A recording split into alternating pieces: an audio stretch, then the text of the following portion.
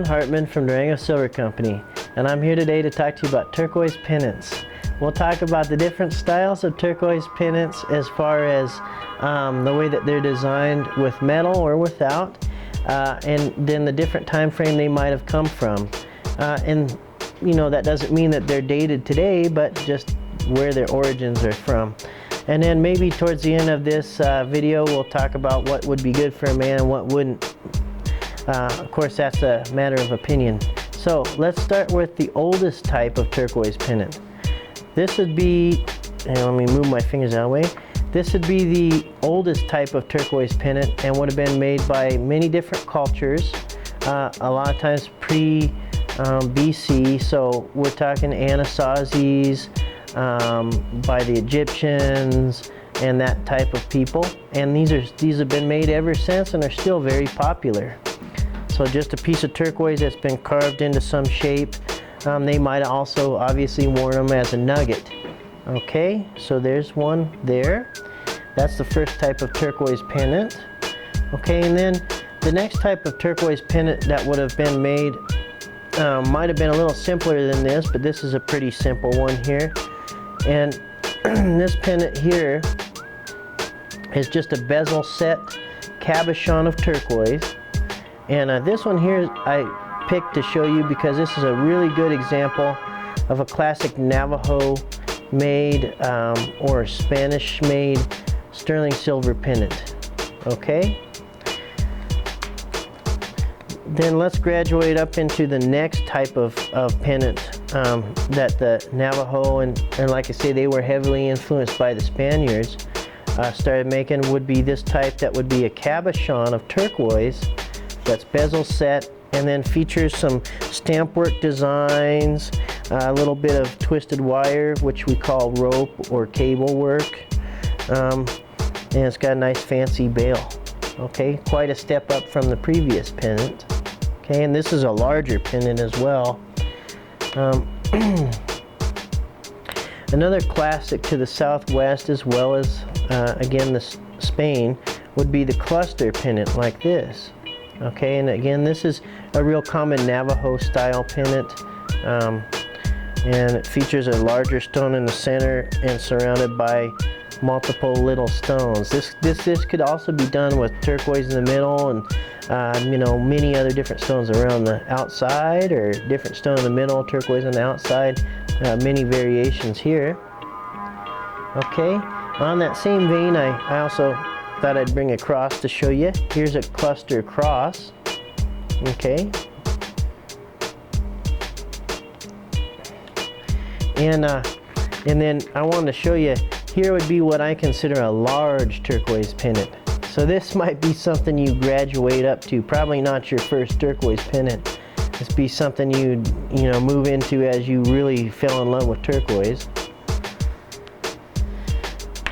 Excuse me. Here's a little bit fancier one, still done with a bezel setting. You'll notice on this one we used a nice deep green stone.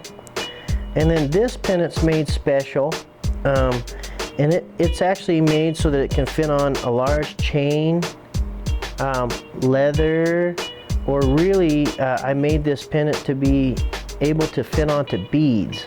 I wear a lot of beads, as you probably noticed in these videos, and I kind of figured, hey, you know, people might like to have a pendant they could put onto their beads. Well, this has a clip type design that can easily be fit over the beads and, you know, kind of in between them. So you don't have to have as big of a bail that would mess up the design of your pendant. Okay?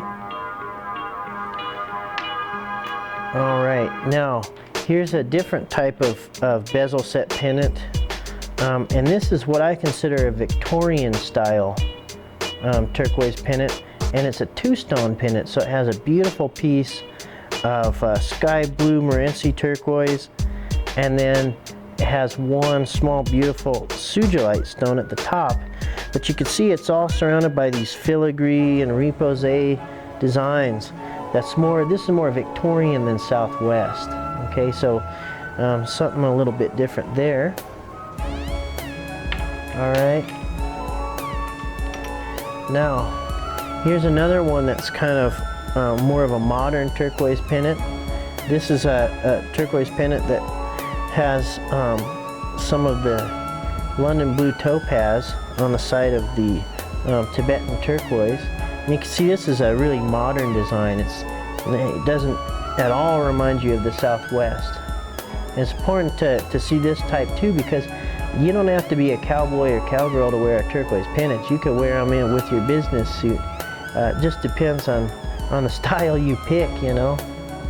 Okay. So moving along then, here's another modern one. This one is done in the lost wax style, and features a beautiful lime green caracolate turquoise stone. Okay, so this is a really different style, and you can see it's real kind of, I don't hate to use the word organic, but organic and kind of earthy. It's got kind of a leaf looking patterning to the silver work. And so again, that's a way different style of turquoise pendant than a lot of people are used to seeing. Okay, now here's a real man's turquoise pendant. Okay, yeah, and really we don't call this a turquoise pendant, but it is kind of a man's turquoise pendant. It's called a bolo, or some people call it a bola tie. This would be obviously something that'd be a man's piece of jewelry. You would think, of course, I watched Project Runway with my wife, and the gal on there this year was into wearing these, and they look cool on a woman too. So, okay, now we're going to go into some inlay type of jewelry that the Zuni make, Zuni Native Americans, as well as other peoples around the world make this type of jewelry now. Okay, this is a neat one to show you for a pendant, because it's a bead. And a lot of women wear these just on a silver chain, and they look really neat as a pendant. Okay, so another idea of what you could wear as a turquoise pendant. Here's another version of a Zuni inlay bead, and this will show you kind of how they, how they would sit on a silver chain. Okay, so that's a neat kind of, if you want a little subtle, just a touch of turquoise to your outfit. Okay, and here's another real modern Zuni inlay pendant, and I don't know if you can tell, but this little triangle is a pendant, and I call it a slider, and it's really made for an omega chain. And then it's inlaid real fine with Kingman turquoise and some opal. And then you can see, hopefully you can see this, but you can see on all sides of this pendant is a nice big slot here where you could fit an omega chain or some sort of other wide flat chain.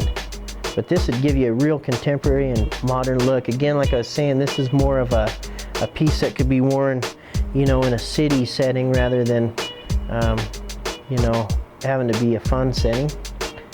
Okay, lastly, this is a very different type of inlay. This is called chip inlay, and it's not really that popular today, but back in the 60s, 70s, 80s, even as early as the 50s, this is kind of one of the earlier forms of inlay. And it's really neat if someone does a good job, but it can also almost kind of look kind of cheap. So this is another neat kind of pendant also because it has a pictorial in here, and this one's of shiprock. Okay, so there's many different types of turquoise pendants, and there's many more available. But I just want to show you a wide range of turquoise pendants and hopefully give you a little bit of the origin of where they came from. And then so, like I was saying, for the men, I really think like a bolo or bola tie is a good turquoise pendant.